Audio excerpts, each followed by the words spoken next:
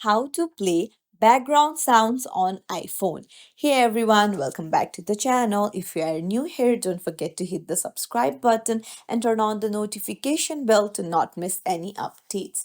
So, do you want to turn on background sounds? Then you'll need to head over to your settings, then go to accessibility and then scroll down and under hearing tap on audio and visual. Here you'll find the background sounds option.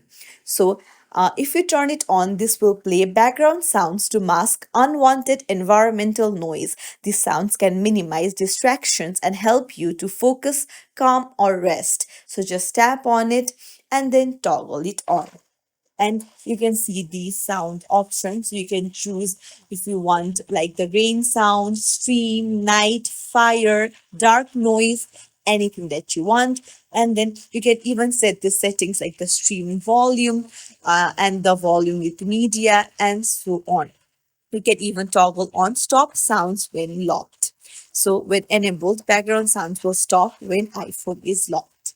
And that's it. It's as simple as that. If you found this tutorial helpful, don't forget to like and subscribe to our channel for more tips and tricks. Thank you for watching.